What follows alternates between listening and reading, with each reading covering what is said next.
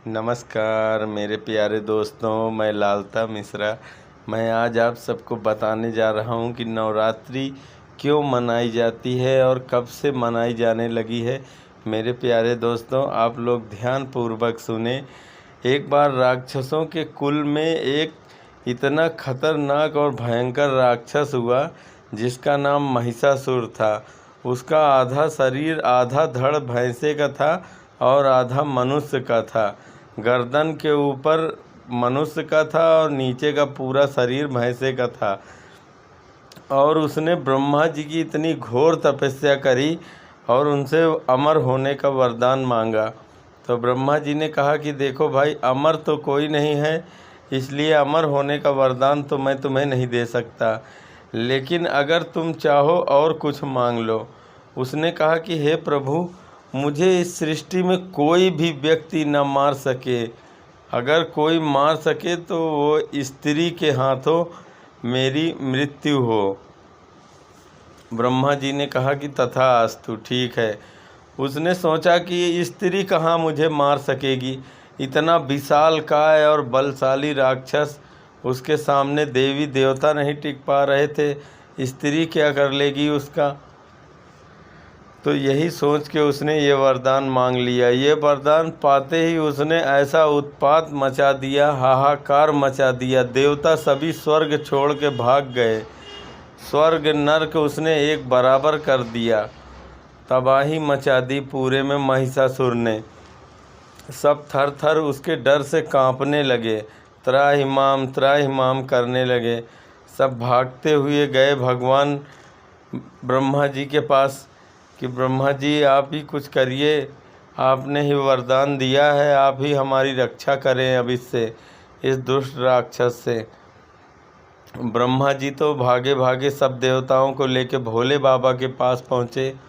भोले बाबा से बोले, प्रभु क्या करें, आप ही बताओ, आप ही इसका निवारण करो। महादेव बोले, ये हमारे बस की भी बात नहीं है, क्योंकि स्त्री बनना हमारा काम नहीं है, और उसने वरदान में आपने उसको वरदान दे रखा है कि वो केवल स्त्री के हाथ से ही मरेगा वो। तो प्रभु क्या किया जाए। इसके लिए वो सारे देवता मिलके भगवान नारायण के पास गए। अब तीनों देवताओं ने आपस में अपनी शक्तियाँ जोड़ के, जब सभी देवता एक चित्त होके अपनी पूरी ऊर्जा पूरी शक्ति एक जगह निकाल के एकत्रित कर दिया, तब उसी में से महाशक्ति का अवतार हुआ। जगदम्बे माँ प्रकट हो गई और फिर जाके कहीं महिषासुर से उनका युद्ध शुरू हुआ।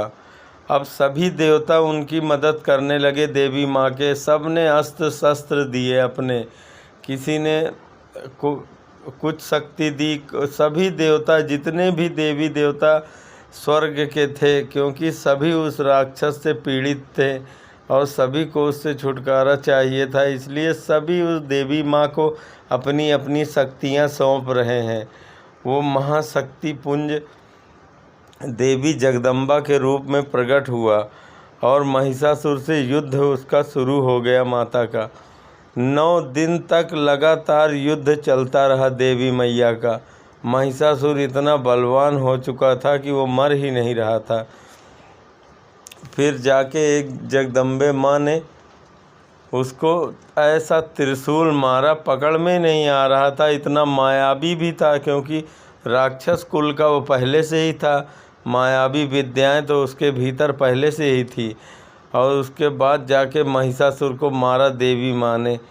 माँ भवानी जगदम्बे मैया ने महिषासुर का अंत किया। सारे देवता अत्यंत प्रसन्न हो गए और फूल माला चढ़ाने लगे। तभी से देवी मैया का ये 9 दिन जो युद्ध चला, उन सभी देवी देवता उनकी पूजना अर्चना करते रहे, उनकी वंदना करते रहे कि हे माता, आप इस राक्षस का वध करें। ये 9 दिन तक जब देवी देवता सभी उनकी आराधना करते रहे, तब से ये नवरात्रि का पर्व शुरू हो गया है। सभी लोग आप देखते होंगे जो नवरात्रि में माँ जगदम्बे की मूर्ति बैठाते हैं, उसमें माँ शेरा वाली अपने त्रिशूल से महिषासुर का वध करते हुए दिखाते हैं।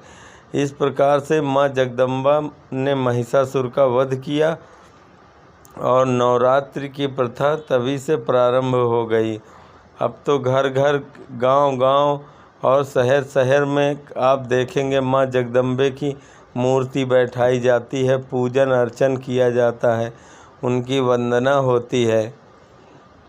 और एक एक करके सभी 9 दिनों की जो भी नवरात्रि का महत्व है, किस प्रकार से इसका महत्व समझाया गया है। मेरे प्यारे दोस्तों, आगे की और कथा सुनने के लिए आप हमारे चैनल को सब्सक्राइब कर सकते हैं। हम फिर मिलेंगे अपने वीडियो में, तब तक के लिए जय माता दी, जय श्री राधे कृष्ण।